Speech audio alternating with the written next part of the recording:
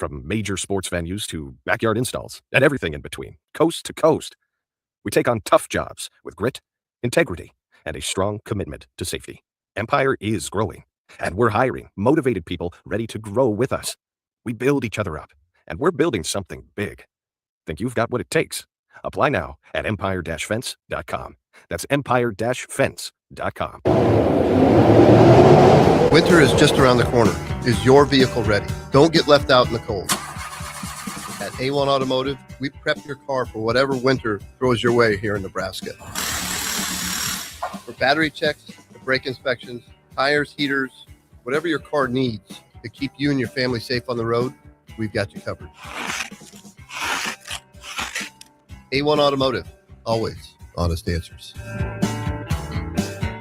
Select Plumbing and Utility has been serving Lincoln and the surrounding area for 14 years, and they're not slowing down. Select Plumbing and Utility handles all your plumbing needs, from faucets and water heaters to full renovations, and they can even help with your heating and cooling needs. They're also Lincoln's underground experts, repairing and replacing broken underground water and sewer lines since day one. Contact Select Plumbing and Utility today at 402-560-6197, assuring excellence in every situation, opportunity, and challenge. That's 402-560-6197.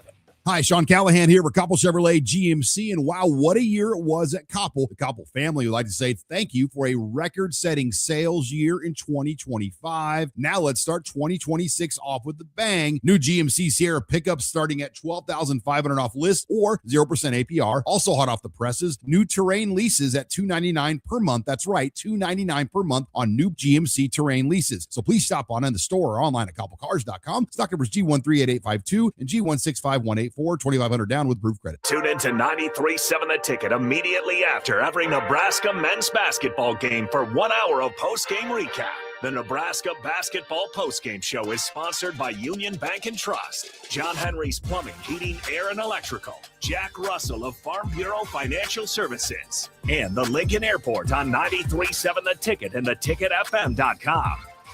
93.7 The Ticket, Fox, KFXL weather. Brought to you by Bryant Air Conditioning, Heating, Electrical, and Plumbing. Your Lincoln forecast for today, a slight chance of snow this morning. Otherwise, we'll see decreasing clouds throughout the day. The high near 16. Tonight, mainly clear and cold, below a 5 below. And tomorrow, a chance of snow late. Otherwise, partly sunny and breezy. The high near 20. I'm meteorologist Kyle looking for 93.7 The Ticket and theticketfm.com. Are you tired of living in pain? At Prairie Orthopedic and Plastic Surgery, they make it simple. From head to toe, spine to extremities, they've got you covered. Their multi-specialty team of experts in orthopedic surgery, plastic surgery, podiatry, physical therapy, and occupational therapy all work under one roof to get you back to living life pain-free. Don't wait another day. Visit prairie-ortho.com today or call them at 402-489-4700. Prairie Orthopedic and Plastic Surgery, where healing begins. Hey, to celebrate, how about we play a little old school double dribble? Okay, but no stupid shots from the corner, because that's a glitch in the software. Game on! Welcome in to the Corner 3, taking you around the arc of college basketball. From the NAAC to the Pac-12, the WCC to the SWAC. We cover it all now on 93.7 The Ticket. Oh, you dropped something. I'll head over in this direction. Corner 3. Here is your host, Austin Oerman. That's right. Welcome in. It is another Friday night here at 6 p.m. on The Ticket, which means it's time for the Corner 3. I'm Austin, joined by Harrison Orange. Appreciate him stepping in as always. 402-464-5685 if you want to be a part of the show, or shoot the show a line on Twitter at Austin_Oerman. Still a busy week. Still lots to get to in college basketball. Coming up in our next segment, we'll dive into the contenders and the pretenders in the Big Ten, since we are halfway through the conference slate. What does Nebraska's path to a Big Ten regular season championship look like? We'll break that down for you. Who are some teams in the kind of middle third that could make a run? Who are the teams in the top half right now, or top third, with a schedule that may or may not set up to be so conducive? But Harrison, we have another college basketball eligibility saga hitting the airwaves not 15 minutes before we are on air here, right? We've had James Najee gets drafted 31st overall, goes to the G League or whatever, and then goes and plays overseas, right? Are we talking about a Bruin? We are talking about a former Bruin. Yes, we are. Yeah. Charles Bediako has already played and got his temporary restraining order extended another 10 days due to people in the South not knowing how to drive in snow or not knowing where to order enough salt or brine to get their roads clear. But that's neither here nor there. So James Najee is playing college basketball and not making a huge impact. Charles Bediako is playing basketball and making some degree of an impact for an Alabama team that needed his rim protection. Here's one that might take the cake because neither of those two guys set foot in the NBA. Former UCLA Bruin, as you alluded to, Amari Bailey, is applying for eligibility in college basketball, trying to become the first player to return to college after playing in NBA games. The ESPN article says he has hired an agent and lawyer to prepare to fight for NCAA eligibility with hopes to join a college team and play one more season. Bailey said he started to explore a return to college earnestly in 2025, but has wondered whether there's a way back to the NCAA since the day he was drafted in 2023. So he was drafted in the 2023 NBA draft. He was a one and done from UCLA, got taken by the Charlotte Hornets in the second round, did play 10 games with the Hornets during his rookie year. He was on a two-way, then also played 2 years in the G League before he was cut this summer. Okay, so 10 games in the NBA, that's not a lot. But you played in the NBA. Yeah, you opened up the door. You did. Here's the money quote for me, and this is what I'm going to continue to harp on. This is why I continue to have such strong objections to this. Bailey said he made some mistakes as an 18-year-old freshman and left UCLA with a lot to prove left on the table. You left UCLA with a lot to prove left on the table. You think? You played 30 games. You started 28 of them.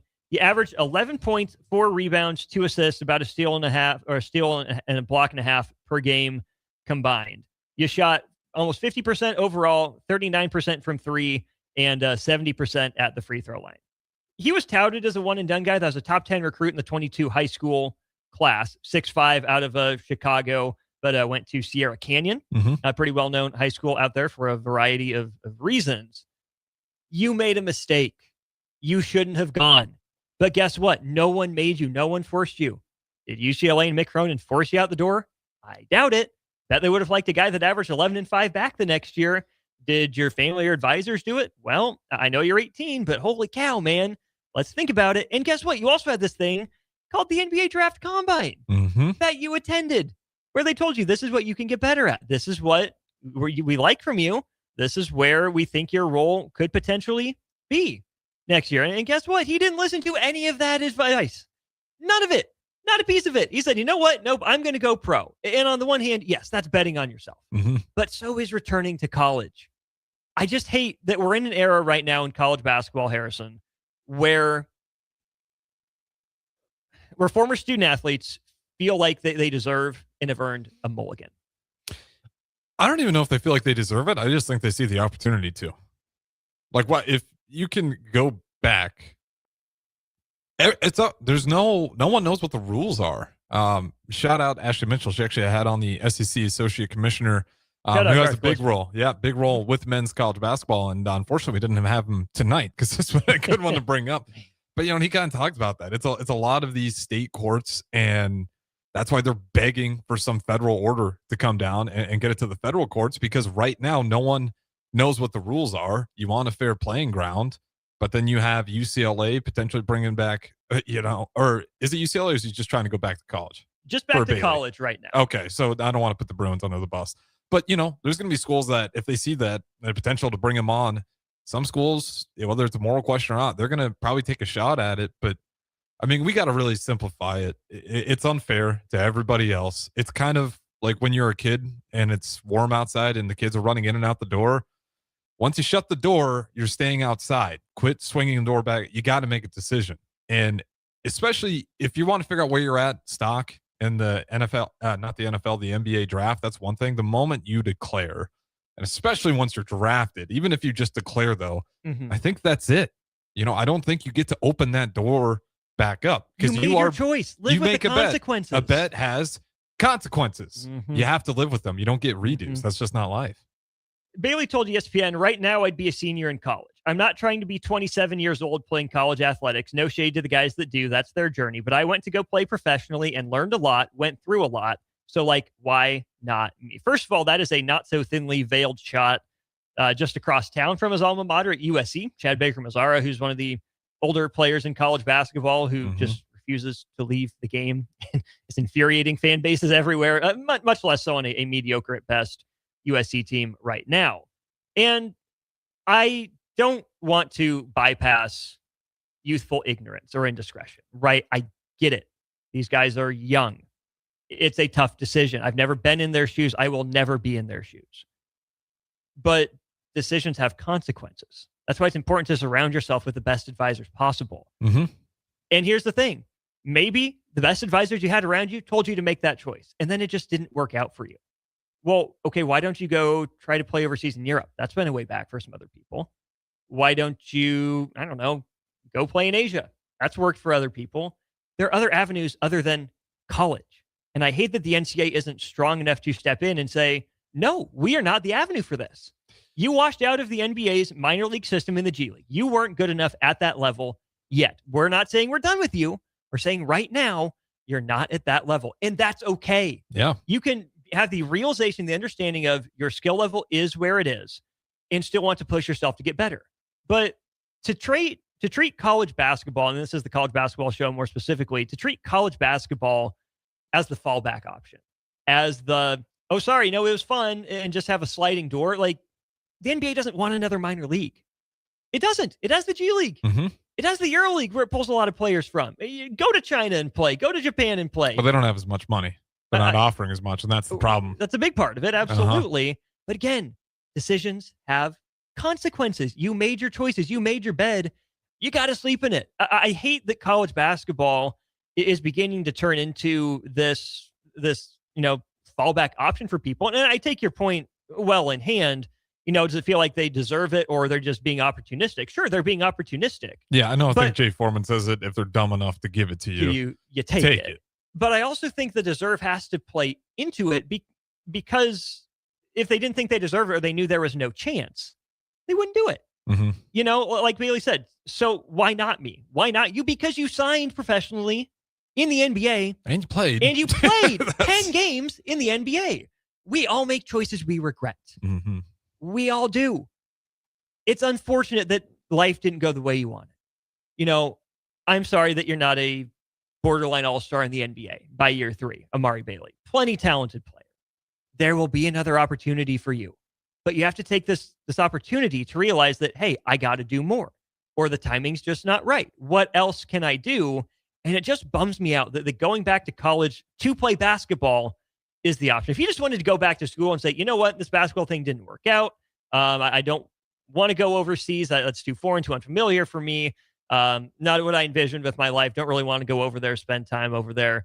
I'm just going to go back to college, right? I started this degree. I'm headed back to UCLA to finish it. You know what? It's a bummer that I only got 1 year here in Westwood. I'd love to be able to play again, but I made my choice. I got to move on. So I'm just going to enjoy campus. No, is that what he's saying? He might not even go back to UCLA. He just wants to go back to college to play one more year of basketball. And at least he has that framework, right? He says he's just petitioning for 1 extra year. He could have as many as 3, maybe 4, right? If he passed the 5 to play 5. But the one thing the NCAA has won on relatively consistently is the 5-year clock, Harrison. And so he would just have the 1 year of eligibility. But man, decisions have to have consequences. And it's just not that I'm a big NCAA apologist, but the fact that they have no power to enforce any of this because of, in a lot of these cases, highly biased state courts. Yep. Holy smokes, man. It's a terrible look. Well, the judge who, for the Alabama player, what do you think his alumni was? Oh, so it gets better. So not only was he an Alabama guy, and not only was he an Alabama, grad, he was an Alabama donor. Yeah. But was it his wife or one of his buddy on the circuits, their wife, was the defendant's judge in the Darius Miles case? Yeah, the one that Brandon Miller. Adds even more context. The one that Brandon Miller got tied up in. So that judge is in cahoots of some sort with another judge who's helping, which again, when you're in the state, and I don't want to just tie that connection just because you went to Alabama, because here's where I can tout my adopted program in its integrity. The judge in the Darian Mensah case, filed in Raleigh, I believe, was the Duke grad. Said, you know what, I'll grant you this for now. I'll hear the first hearing, but then I got to recuse myself because I'm a Duke guy, right? I don't want to be a part of the proceedings. And that's fair. That's fair. I don't know how some of the stuff happens with somebody, because you want a fair court, and that's clearly like, well, this judge is gonna have some bias, even if it's not intentional. Subconsciously, that's probably gonna factor in at some point. Yeah, I mean, it's ridiculous. That's where, with the NCAA too, I think the federal courts have to step in. And again, I hate we're at this point now. I've made the joke before, but it feels like I should have passed the bar exam to talk about this era of college sports, because so much of this goes through the courts to end up on these decisions. But I do wonder if the federal courts have to step in, because the NCAA is at a point where it's like, listen, every time we try to fight these bigger conferences, we're just losing a lot of money. Where they have a bad track record as of late when it comes to trying to take it to court and trying to settle these things, because these guys have agents. They have really good lawyers. These lawyers know the loopholes, and that's all they're doing is they're just poking through all these loopholes. And the NCAA is kind of sitting there unable to enforce it, because they haven't been able to enforce really any of these momentum shifting changes ever since the door of NIL got open. They've just been taking loss after loss in these courts. So I think they're at a point just kind of begging for the federal courts to step in. And I don't know if all these conferences are in agreement, like, we need to do this, because you have some coaches taking advantage of kind of the wishy-washy rules. You've had one Big 12, one SEC, and now who knows with Amari Bailey. Yeah. 2 different conferences. And you just end up in a weird spot. And kind of going back to Glissman, that's the part he was talking about, is the landscape of it right now is no coach really fully understands the landscape of sports, and you want it to be fair. If you don't know the rules, good luck having a fair setting for this to happen. So I think it's got to go to the federal courts. That's where I'm landing, because I don't know if any of these knuckleheads are going to figure it out the way it's going right now. So more from the ESPN article. Elliot Abrams is the attorney for Amari Bailey. He says, you've got a college-aged kid who wants to go to college, and you've got a system that says, too bad, you've gone to a different league, so you're out forever. I don't see any real justification for it. That is not an argument. He's not just saying he wants to go to college. If he wants to go to college, more power to him. Yeah. If you want to go get your degree, cool. Great. Good for you. You're going back to school. Pat on the back, Amari Bailey. But you leave out, conveniently, why he wants to go back to college to play another year of college basketball. That's why he wants to go back. And here's this, too, as we can kind of compare situations. This Elliot Abrams guy was the same attorney that helped out Tez Walker, the guy that transferred back to North Carolina back in 2023. Tez Walker, this was in the one free transfer era. Feels like forever ago at this point. You still had 5 years to play for at that point. Tez Walker wanted to move back home to be closer to family. I think someone in his family was sick. Okay, you can get a waiver for that sort of thing. The NCAA was not exactly handing those out like candy, like it is right now with the 5 and 5. And I think that's just some sense of well-placed fear, given that this probably isn't going to go their way if they continue to challenge it. But in just 2 years and a month, let's call it, since 2023, we've gone from one free transfer in the waiver process to apply for the extra one or another one, to potentially having former NBA players set foot in college. I saw a tweet that just kind of made me laugh. It was, we just had a 19-year-old score 49 in the NBA. How long till the first 49-year-old scores 19 in college? Maybe not too far away. I mean, it's unreal. It's because at first it was like, okay, this is just going to be a European pro players issue, because the setup's a little different. Those guys, they're older. They're going playing in Europe, but they're technically playing on professional teams, and then it doesn't work out. And then they come back to college. And okay, maybe there's some loopholes, but the NBA one is crazy. And back to what the lawyer said for Bailey is, you're missing a big part of the picture there, where a huge part of it is about the money. He's not going back to school. Most likely, maybe he is. Maybe he's really does just want the education. If he's probably got to go there and pay for it himself. You go play college, you make a lot of money. I don't know where this whole thing is going to end. How long do you think it takes to get to federal, or do you think they can really figure it out locally? Too long. It's going to take too long. It's not around the corner. It's not soon. Maybe by the time my kids grow up and go to college, maybe, which gives us until 20. I don't even want to think about that right now. They're so young and sweet and innocent. I love them both so much. I don't want to think about them going off to college. No, it's not going to be around the corner. It's not coming anytime soon. I mean, it's just destroying college sports. And no one, it is so stupid, because we always have to explain. And I think most people get this part now. It's no one has an issue with kids getting money. Right. Some people have consult the text line. Some of them do, but some people have issue on giving money for potential, not the actual image. And that's the other part of the problem is it's not so much been the Crawford doing the AC, the coldest doing the AC commercials locally. It's no, here's $1 million because we think you are worth this, which is a little come to this school. Yeah. So it's or to just get you over here. And if it pans out, great. If it doesn't, well, you'll get the money anyways. So that's a whole part of the issue. But I kind of lost my trail of thought there as I was talking about the money aspect of it. Where was it going? Well, I can pick it up here. So Amari Bailey, again, to ESPN, said he thinks most college basketball prospects want to compete for spots with the best players in their age group, regardless of where they have played in the past. Okay, that's the first part of it. Want to compete for spots with the best players in their age group. That's not why you declare for the NBA draft, you knucklehead.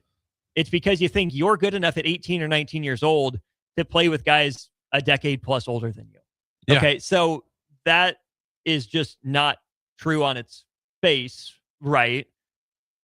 The reason the one and done rule is there is for the exceptions to the rule, right? The guys that blow the expectations out of the water. Mm-hmm. There's a reason there were so few prep to pros that you actually hear about and remember, because it's supposed to be rare. It's getting more and more common as the NBA continues to prioritize that word you said, potential, what you could be. Let's get you in our system and develop here.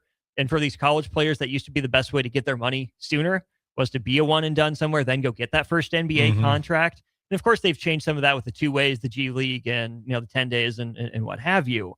But I just don't think that's necessarily true from Amari Bailey, especially for the one and dones. No, they're not looking to compete with guys in their same age group. They're looking to compete with the best of the best.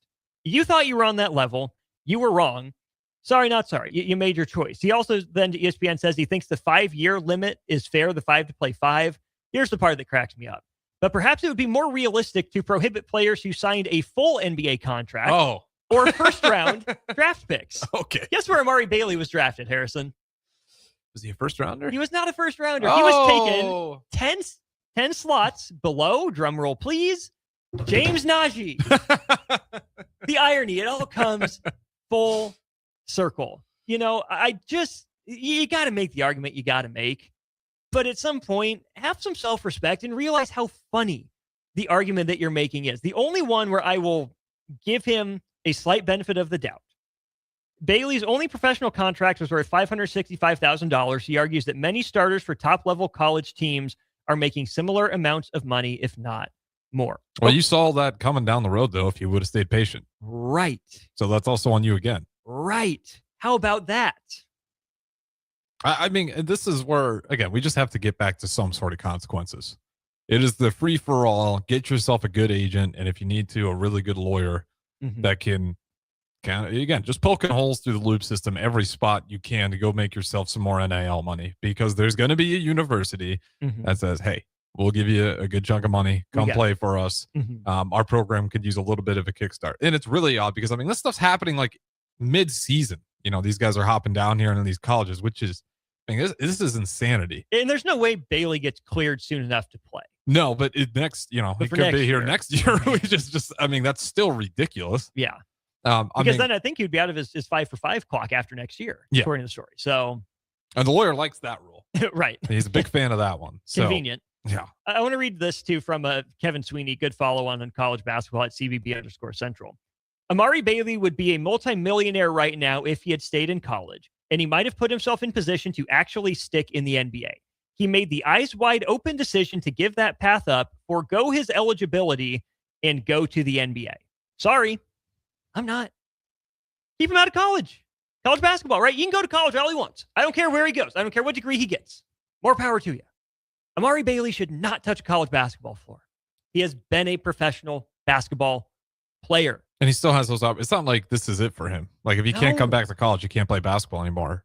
It's a little bit harder of a road, maybe, but like, to your point, you can go play overseas. There's other basketball leagues. You can keep going in the G League. We're at a point here. Or guess what? You're not good enough to stick. And sorry, basketball's not for you. You gave your best shot. Then you may have to go back to school and just get that degree. Maybe. And not play sports. What a shame. Which is fine. But you probably made enough money that's feasible for you. I'm never rooting against the student athletes, but like, there has to be some fairness to it still. Hopefully it works out for him in a way that, in my opinion, is not back to the college basketball floor. But it's such a gravy train that everybody wants to hop onto. And for very obvious reasons, no one has to be a genius to figure out why this is becoming such a big problem. Players are proving it can be done, and we're just going to keep stretching the boundary to where, you know what, hell, let's see if when LeBron James retires, he wants to do a year. I mean, we're going to get to these crazy Hey, loopholes. LeBron still has all his college eligibility, right? Exactly. Yeah, he's out of his high school 5 for 5 club. There's some of those guys never out played, there. so. But, I mean, that's where we're going. Like, this one sounds ridiculous, but let's just wait a month. We'll probably get another one that's a little bit crazier. And then, like, again, if they don't do anything, and that's why I asked you about that time window, if they don't do anything, like if this goes on for a year or 2 more years, the headlines we're going to have to talk about, because we're going to get more egregious stories. Not all of them are going to go through, but it's just going to become a bigger problem. I'm going to try and like shoot my shot here in some funky way. I'm going to go to the 2024 NBA draft. And what if we're going to say, like, I don't even know where I need to go. You're going to hop on you probably go like later rounds for sure. Well, what if, like, I don't know. Where's the best name here? I mean, this is actually pretty good. Adem Bona from UCLA, or KJ Simpson, or Cam Christie from Minnesota, someone like that. Harrison Ingram from North Carolina. That's a really, really highly touted recruit. I'm just trying to scroll through maybe the 2023 draft, because that would be the Amari Bailey, James Najee draft. All right, let's see what we got here. 2023 NBA, like Jarace Walker. What is he doing in the NBA right now? Right? You think Houston wouldn't take a guy like him back? Or what about like Jet Howard? Yeah. You know, who played for his dad at Michigan. What about like a Jalen Hood-Schifino, you know, at a decent freshman year and decided to go and hasn't done anything in the NBA? Cam Whitmore is just kind of bouncing around. Like, what's he up to right now? You think he wouldn't like another chance to dominate college? If Ace Bailey, or not Ace Bailey, if Bailey's able to get back. Amari, thank you. No relation as far as I know. No, I don't think so. But if he's able to get back, like, yeah, none of those are implausible. All of that kicks down the door if this thing goes through. Like, we will maybe have to, you know, start a segment of, let's look at this year's draft. How many guys then back up in college? Like, it's, again, you know, whether you want to blame the players or not, they see a gravy train that's rolling down the tracks, and morally, maybe the right thing is to not take a scoop of it. But it's right there. People are doing Everyone it. else is. Everyone has connections. These agents, they like it because there's a little bit of cut in there. These lawyers, a little bit of cut in them for it. So all this money's there. That's, you know, we probably will, you know, go through some of these NBA drafts and start being able to pick out names. If this one punches through, yeah, we might see this guy back in college. Completely threw off the plan for the show, but needed to talk about it since it broke right before. Nebraska men's basketball's path to a Big Ten regular season championship. We'll discuss that next. Planet Fitness has everything you need to get stronger just around the corner, so you can give everything you've got. Whether you want to crush a few reps before class with our expanded strength equipment or sweat it out on your way home from work. With over 2,800 locations, there's a Planet Fitness close to you, and most are open 24 hours. Join the club today and save $28 or more when you join for $1 down, $15 a month. Cancel anytime. Deal ends January 30th. Are you coming? Planet Fitness. We're all strong on this planet. See club for details. An hour ago, you didn't need a plumber. Now you're in a panic. When life throws you a surprise with a clogged drain, plugged or leaky toilet, broken pipe, leaky faucet or water heater, or a bathroom or kitchen plumbing upgrade, whatever, just call Bryant Air Conditioning, Heating, Electrical, and Plumbing. 467-1111. Keep that number handy, 467-1111. Or go to BryantLincoln.com. Bryant Air Conditioning, Heating, Electrical, and Plumbing. We do whatever it takes. When it comes to concrete, Stevens & Smith Construction doesn't stall. They go for the takedown. As Nebraska's full-service concrete contractor, they stay in bounds, hold inside position, and never forfeit quality. Whether it's foundations, flatwork, or concrete coatings, they elevate performance and pin down results that win every time. Stevens & Smith Construction is a proud sponsor of Takedown Tuesdays on 93.7 The Ticket. Because when it's time to wrestle with concrete, Stevens & Smith Construction slams expectations. The 2026 Love Nebraska season is underway, and professional volleyball is back in a big way. From powerful serves to game-changing rallies, every match brings elite competition to the court. See some of the game's top athletes, including Lexi Rodriguez and Jordan Larson, compete right here in Nebraska. Whether you're a longtime fan or new to the sport, there's a match for you this season. Explore the full schedule and plan your night out at lovbneb.com/schedule. Tune in to 93.7 The Ticket immediately after every Nebraska men's basketball game for 1 hour of post-game recap. The Nebraska Basketball Postgame Show is sponsored by Union Bank and Trust, John Henry's Plumbing, Heating, Air, and Electrical, Jack Russell of Farm Bureau Financial Services, and the Lincoln Airport on 93.7 The Ticket and theticketfm.com.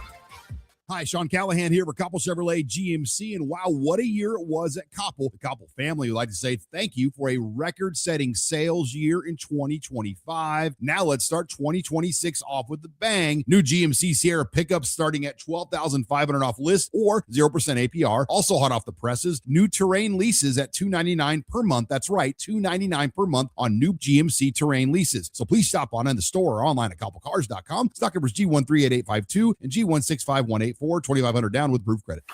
With UBT, you've got total control over your money.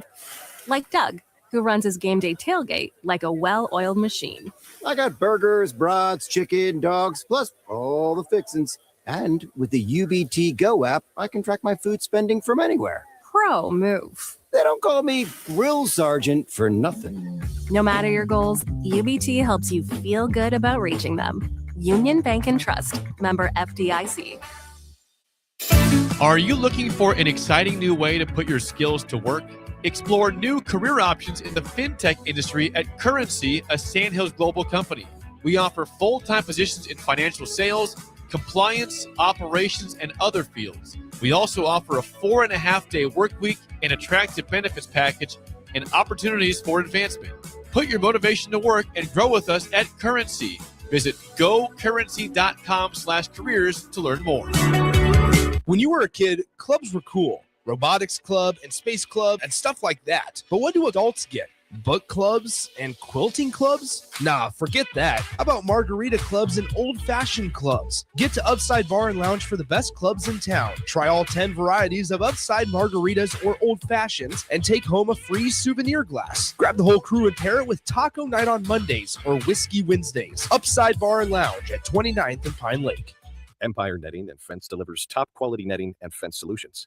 From major sports venues to backyard installs and everything in between, coast to coast. We take on tough jobs with grit, integrity, and a strong commitment to safety.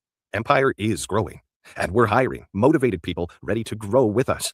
We build each other up, and we're building something big. Think you've got what it takes? Apply now at empire-fence.com. That's empire-fence.com. Yeah, that's what I'm talking about. Now I'm playing for real. Hey, you're doing pretty good. What play should I call now? Maybe corner three. He's hot. He is hot. Keep feeding that guy. Back to the corner three on 93.7 The Ticket. Here is your host, Austin Oerman. All right, welcome back in. It is the corner three. Austin Oerman and Harrison Ahrens with you here. 402-464-5685. If you want to chime in. If you're listening, leave a comment on stream as well. How many wins do you think it will take for Nebraska men's basketball to win the Big Ten Conference in the regular season? Harrison, I will ask you that question. How many games we got left? 10 games down, 10 games to go. Okay, only right one loss so far. Right now, you have Nebraska and Illinois at 9-1. You also have Michigan and Michigan State at 9-1 playing each other tonight. Yeah. Okay. Go Spartans. So, how many wins do you project it would take for Nebraska men's basketball to be outright Big Ten regular season champions? Purdue's kind of slipping off the hitch a little bit, so that helps us out because I think they just lost to Indiana. Yep, started 7-0, dropped 3 straight. I'm going to say to outright win it. Outright win it. With the games that we have coming up here, 7 or 8. I'm kind of hovering around 7 or 8. I think you got to be pretty clean throughout this schedule, and a lot of it's going to matter here. I'll lock it in with the one loss already. I'm going to go ahead and lock in 7. So 17 total wins? Yeah, because I think you're going to, if you go 7-3. Yeah, because that given you go ahead, you take down Illinois again, you take down Purdue. Well, you might have to bump that up more because Michigan has got that lead on us. A lot of it depends on tonight. I'm around. Michigan has tiebreaker. Yeah, and you need That's it. Clean slate. You need a pretty clean slate here. Maybe you can afford 2 losses at most. The last 4 seasons, so since the 2020-21 season was impacted a little bit by COVID. Yep. Since 2022, your win totals for your Big Ten regular season champion: 15, 15, 17, and 17. Okay. How about this, Harrison? Ken Pomeroy, double check this, has Nebraska projected to go 16-4. He has Michigan projected to go 17, 16-4.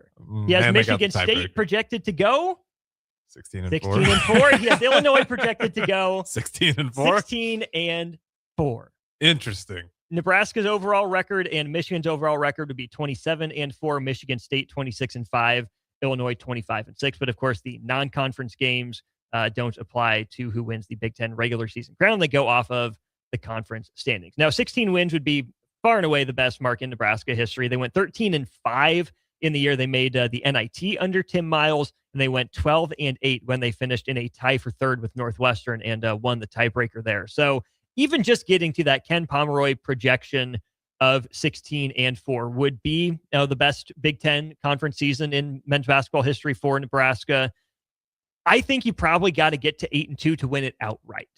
Maybe these teams beat each other up and you can sneak by with 16, but then you would, if you're Nebraska, you would need Michigan to fall one loss behind you. Which it helps they've fallen a little bit back down to earth as a little full bit. rate. I mean, they're still winning ball games, but they're not blowing the doors off teams by 40, 30. They're still a very, very good team. Maybe we'll see some more of those scores, but since they've gotten into Big Ten play, they've looked human. They don't look nearly as intimidating. Yeah. Nebraska ball fan, appreciate you listening and chiming in. He landed on the number. I'm going to guess 17, 16 could depend on head-to-head, which is where we can talk about this, Harrison, the head-to-head. Nebraska has only, seen Michigan once. That's the only time they'll see them this year. Lose tiebreaker there. Nebraska will only see Michigan State once. Already had that game down. Won it. You have tiebreaker there. And then the other two teams that I put in the, trustworthier contenders tier that were at 7-3 would have been Purdue. You see Purdue in, what that'd be 11 days from now on February the 10th.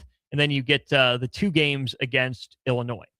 The other teams at 7-3 entering play today, UCLA and Wisconsin. Ken Pom has UCLA projected at 12-8 in the Big Ten, Wisconsin at 11-9. Numbers don't love those two teams nearly as much. You can also throw maybe an Iowa and Ohio State or an Indiana in there as teams that I think could potentially make a run.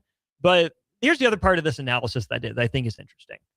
Games against kind of that top tier of contenders group, games against the middle tier, and then games left against the bottom. So I think all these teams have 10 conference games remaining now. Obviously, Michigan and Michigan State will cross one game off of their number of games remaining against the top third. Michigan, including tonight against Michigan State, has 4 games remaining against Michigan State, Illinois, and Purdue. Michigan State has 5 games remaining against that crew. Illinois has 3 games remaining against Nebraska, Michigan, Michigan State, and Purdue. And Purdue has 4 games remaining against that group. Nebraska, on the flip side, just has 2. Illinois and Purdue. And those are both coming up here in the next 11 days. After that, Nebraska has 4 games against the current middle third and 4 games against the bottom third, which is not to say Nebraska has it easy. It's the Big Ten. They'll have their road trips. Here's the other part, though. Nebraska's already taken 6 road trips. Nebraska only has 4 road trips left. They'll get 6 of their remaining 10 at home. What are those 4 road trips? Your road trips will be to Rutgers. Okay, nice. To Iowa. And then the West Coast swing to USC and UCLA. Iowa could be tough. The West Coast trips always, we'll see what the guys look like out there. Yeah, because it's just a long travel. Iowa, that'll be an interesting one. Because Iowa, I don't know. Are you high on them? I feel like they could make a run. Their offense looks a lot more controlled than it did in years past. They still kind of live and die by that 3 ball, though. So I was thinking about that for Iowa, and that's a team that I guess still has 11 conference games left now that I do the math again. Might have their bye week a little early. I think that Iowa's just a fascinating matchup for Nebraska because they're just so slow and so efficient in the half court. I think building up through Northwestern, Washington, Minnesota to get to Iowa would have been a good path. So you got kind of used to the tempo, the way they want to play. I don't know if I'm scared of Iowa necessarily. They have holes. They have warts. They can be beaten. They're good. I like McCollum. I like Sturts. I don't think there's anything or any one player they have that, scares the daylights out of me. But going to Carver Hawkeye has not been a fun trip for Nebraska since it entered the Big Ten. Just like going to Kinnick hasn't necessarily been fun either. They just catch fire every time we meet those guys at their place. It seems like it, right? They'll take the quote unquote right shots. They'll play slow, and I think it could be like the highest points per possession efficiency game of the season potentially for both these teams. You might only have like 55, 60 possessions in that game. Like you'll see like a at like I don't know, like a 60 to 58 final score, averaging like 1.5 points per possession, just with the way those two teams can execute. Holding me back from picking Iowa as the team to make a run is number one, their Ken Palm rank is number 23. They've done a lot of beating up on quad 4 opponents to kind of juice the numbers a little bit, which they're prerogative. Iowa has 5 games remaining against the top third and 3 games against the middle third. Relatively tough road for them. I mean, they'll welcome Michigan to Carver Hawkeye at some point here. The teams in that next group that I would say have the quote unquote easier paths. I mean, Indiana only has 3 games against the top tier and 7 against the middle and bottom. Ohio State has 3 against the top and 6 against the middle and bottom. UCLA has 4 against the middle and bottom, but still 4 games remaining against the top. And Wisconsin, 5 games against the middle third and only 2 against the bottom. So I think there's room for one of those teams to move up. And maybe I should have moved Wisconsin up a tier. Maybe I should have moved Purdue down a tier, since those 2 and UCLA all sit at 7 and 3. But I still think Purdue has enough opportunities to get right. Their defense has really struggled as of late. But I just trust that group too much. I trust Matt Painter too much to write him off, only halfway through the Big Ten schedule. But I think that the main takeaway from this, Harrison, is that kind of muddied middle in the Big Ten is going to do what it's going to do. Every year since, what would that be? 2022, you've had at least 8 teams finish 500 or better. And you've had half the conference finish 500 or better pretty much every couple years, right? So it doesn't happen every year. Last year, you had 9 teams 500 or better. 23, you had 10 teams 500 or better when Nebraska went 12 and 8. I think there's a little more stratification in the Big Ten this season. But again, let me reiterate, Nebraska does not have an easy schedule left. Nebraska has a relative to the rest of the league easier schedule left, with only 2 of those, big time top tier games left, and they're both at home. Well, even like with the tougher games, again, we just got out of Michigan, and I know it was a big talking point, so I'll be quick on it. You feel pretty damn good about this team going to that place on the road. The blue shirts for Michigan really didn't help make that place look like it was absolutely packed to the brim, but it was a big crowd in there. You're down 2 starters, and you looked awesome. This team hasn't really shown me. Has there been a matchup that you've seen Nebraska go against so far this year that really gives you fear that like this is going to be the style that clashes the most? I don't know if fear is necessarily the right word. I think when you look at it in terms of like challenges, what are the problems that Nebraska is going to have to solve? I still think that Illinois, as fast as they can play and as well as they can put the ball in the basket, especially when what's his name, Wagler goes off from 3. Right. I just think Illinois, what they're able to do, which if this was a quote unquote normal Fred Hoiberg team, you think offense, fine, they'll keep pace in a shootout. But there's been so much building around defense. I trust the defense enough, but I still want to see Nebraska in a few more track meets, like Oklahoma, like Illinois, till I can really build up that confidence that, the shots are going to keep falling all game long. Kansas State, I think, can fit in that one as well. BYU, if you want to count non-season. Yeah, that's in there. I'm going to count it. It was a good win for the boys to start off a magical run. Sure. I would also I do think that a team like even Illinois too, because of how they offensive rebound, they're just so big and they crash the glass really well. The flip side of that then would be in Iowa, who I think has enough weapons across the court to take advantage of some of the stuff that Northwestern couldn't, or Washington couldn't, or Minnesota couldn't. Washington, I think, had an equalizer in Steinbach on the inside. Dude was really good. Indiana, I think, gave me some worries just because, again, just 3-point shooting and variance. It's just so hard to tell how a game's going to go. If it comes down to shooting the 3, those are 2 teams that kind of live and die by it. And Indiana's a perfect 500 in the Big Ten right now at 5-5. So I think teams that are able to match or exceed Nebraska from 3 on any given night, because that's what Nebraska gives up, or teams with an athletic big man. I still think when Rinkmast is healthy, it's those athletic guys that can play a little far off him and still contest his shot or get up in his grill and not give him space and room to pass. Teams like that give me a little bit of worry. That's why I think Purdue coming up here in again, 11 days is such an interesting matchup for this Nebraska team, because you would think that you look at like Buick-Gel on Trey Kaufman, that's fine. It's really hard to guard Braden Smith, but if anyone's going to do it, you trust throwing Sam Hoiberg and Jamarcus Lawrence to the problem and making it happen. Purdue will work for good threes, and we know they can shoot the crap out of the ball with their complementary guys. Inside and out. Going to be a lot of that. They don't have the Zach Edey guy where, Rink Mast has such a defined advantage. They'll play Daniel Jacobson. He's good, but they don't filter offense through him as much. And so maybe those minutes when Jacobson's in the game are the ones that Rink Mast really has to take advantage. The Oscar Clough matchup is a different one, but I think Rink Mast can handle himself there. So I think I trust Purdue's track record. I think Iowa's got enough shooters and enough coaching and style of play to make it work. And then from there, you're really just hoping that like a Donovan Dent doesn't go off for a UCLA. You're hoping that, Chad Baker-Mazara is all that USC has going at that point in the year, and that you can deal with one guy going off if it's not a whole team. I think this Nebraska team has proven itself to be much more matchup proof than I would have guessed going into the year, and certainly much more matchup proof than the last team that made it to the NCAA tournament. Yeah, you kind of said earlier, the only teams that really give me fears of like, how good are you getting to the line? Because that was Illinois, that was Michigan. That was really the buzzer beater win. That was almost the Huskers' first loss on the road versus Illinois. That came down to those guys just really dominating on the glass, getting second chance points, and just getting to the free throw line. And then Michigan, I know some people thought the officiating was bad, but there is some truth to it. That's what Michigan does. They're going to go look for those free throws, knowing that the refs aren't always going to get it 100% of the time. And if you're more aggressive, you're probably going to get the benefit of the doubt. Those are the only teams that really scare me. And then you throw him in Rink Mast into the mix when he's healthy.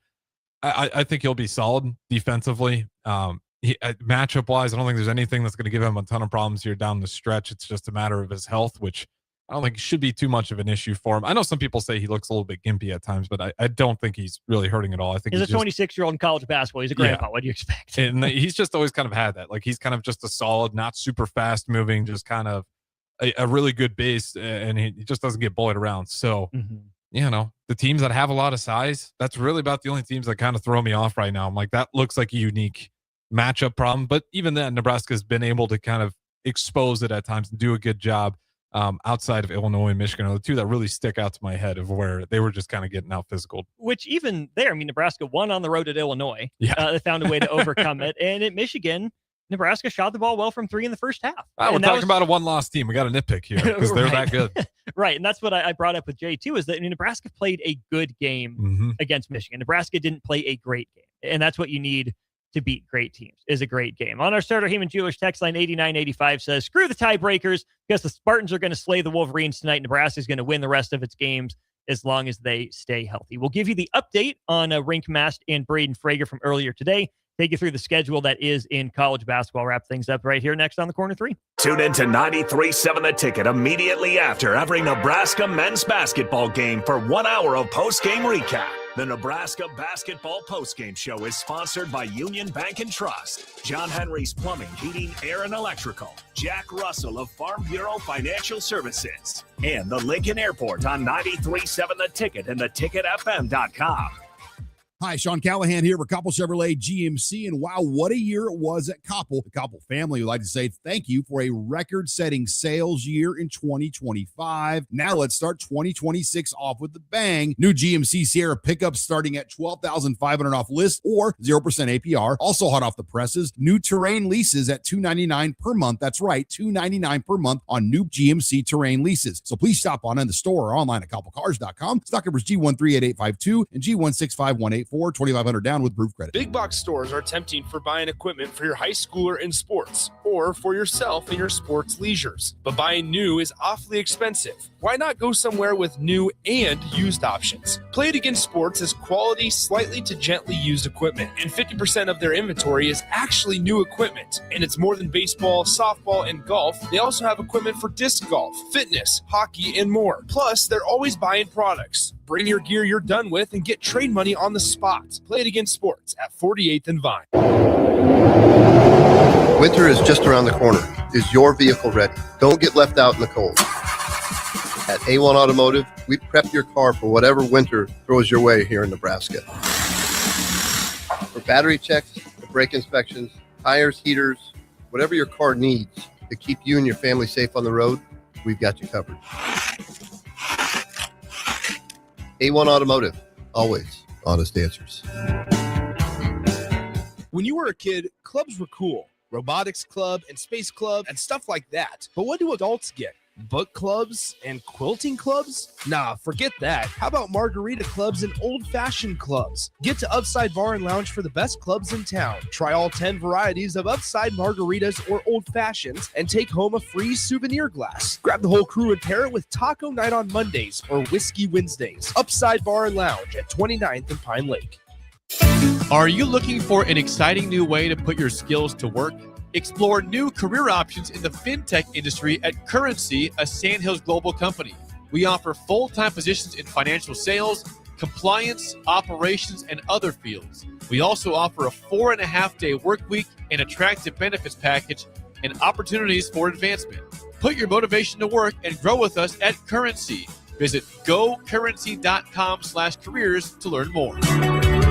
Select Plumbing and Utility has been serving Lincoln and the surrounding area for 14 years, and they're not slowing down. Select Plumbing and Utility handles all your plumbing needs from faucets and water heaters to full renovations, and they can even help with your heating and cooling needs. They're also Lincoln's underground experts, repairing and replacing broken underground water and sewer lines since day one. Contact Select Plumbing and Utility today at 402-560-6197, assuring excellence in every situation, opportunity, and challenge. That's 402-560-6197.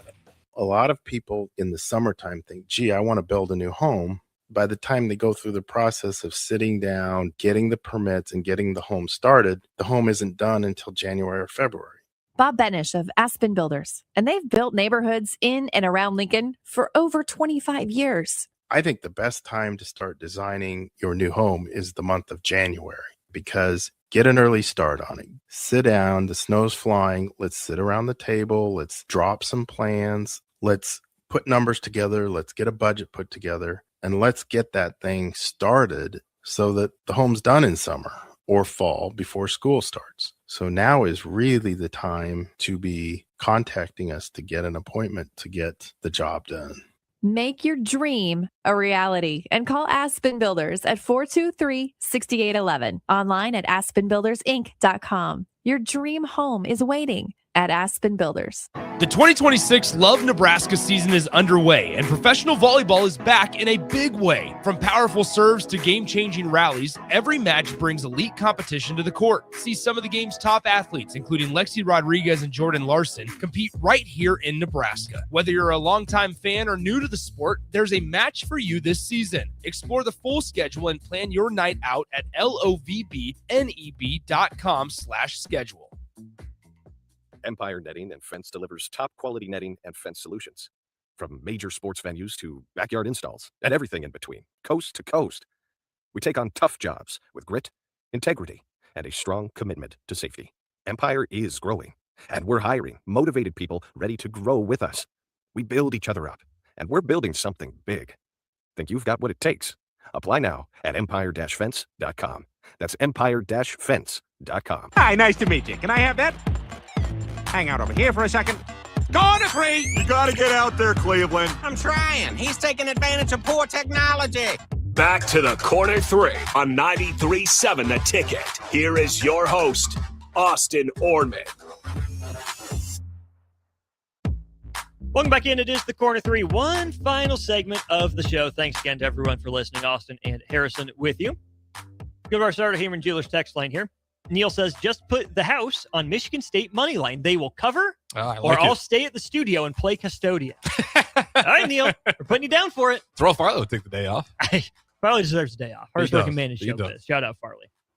Per Ken Pomeroy, we have Michigan favored by a point at home, 50% win prob. And the Vegas line is Michigan by 2.5 on the road in East Lansing. Okay, I like it. I'm still taking the Wolverines. I'm not. I think, give me the Spartans. Tom Izzo. I wonder how many more years he's going to keep doing this, but I don't know. Because I thought like, I say it every year, the past 3 years, I'm like, I think this might be the last one for him, but I'm a little bit surprised by that line. I figured it'd still be the Wolverines favored, even if just by a little. No, I'll ride the hot hand of the Spartans, though. Maybe the Huskers gave him a little bit of scare, gave him some doubt, like maybe we're not as good as we thought. I'm not sure I'm not super confident. I'm a 1-800-bets off guy, so don't take my gambling advice, but give me Spartans. It's not gambling advice. It is just picks and predictions. Yeah, So exactly. I just think what Michigan does with its size matches up pretty well with what Michigan State wants to do. I think Fears is better than Cadeau overall. I just don't know if Michigan State can get enough rebounds, get out in transition enough, or hit enough threes to make this one a game. I mean, Michigan and Michigan State both like to get out in transition.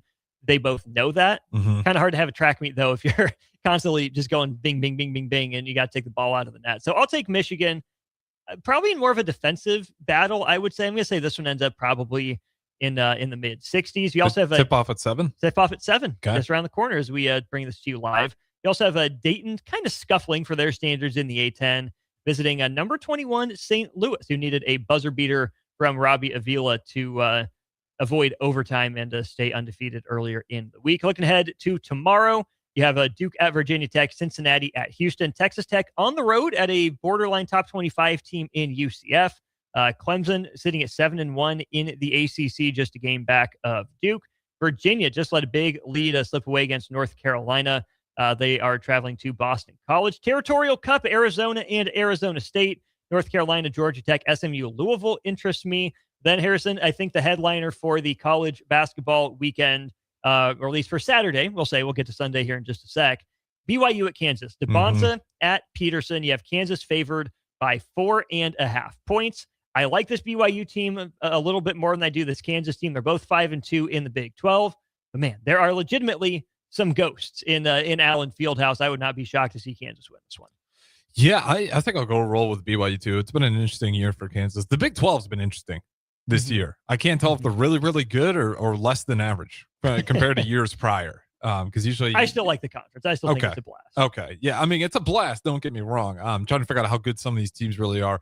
Yeah, give me BYU on that one. Scrolling through the rest of your Saturday schedule, Ole Miss at Vandy, Kentucky at Arkansas. So Mark Pope will visit Bud Walton Arena and take on John Calipari and the Razorbacks. You have UConn coming to Omaha to take on Creighton. UConn, number 2 in the country, 10-0 in the Big East. And then an under the radar, 19-3 St. Mary's team goes to the Kennel to take on number 6 Gonzaga.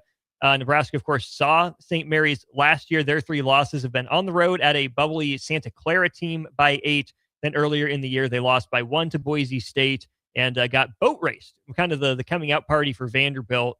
Commodores win that one 96-71. They have this game at Gonzaga, do St. Mary's the Gales, and then they will host Gonzaga on Senior Day to end the month of February. Back-to-back games against Santa Clara looking for revenge. And then Gonzaga coming up for the Gales at the end of the year. May or may not have their NCAA tournament fates hinge on that. Then we turn the page to Sunday. Iowa State at Kansas State. Purdue at Maryland. Alabama at Florida in the noon window. That's probably going to be a fun one. Todd Golden has been going back and forth with Nate Oates. They're kind of sniping at each other for that one. And then, of course, Harrison, the marquee, the headliner, number 9, Illinois, visits number 5, Nebraska. Not seeing a line for that one on ESPN right now. Huskers get it done? Yeah, of course. Got a question is that. That's the spirit. On a quick side note, do you root for Creighton? Are you kidding me? Okay. If Nebraska had beat Michigan, and if Nebraska was in line to potentially move up to number 2 with a win, I still would not root for Creighton. Nope. Real Huskies. Dan Hurley, I don't like you. You have one job to do. That is true. One job to do tomorrow. Take down the Blue Jays. For Harrison, I'm Austin. Thank you all so much for listening. This will be up very quickly. For those of you listening live, you want to listen back to the podcast version. Amari Bailey pursuing a return to college basketball. Nebraska pursuing its first regular season Big Ten conference title. And me pursuing a great weekend of sitting on my couch with my kids and my wife watching college hoops. Thanks a ton for listening. We'll talk again soon.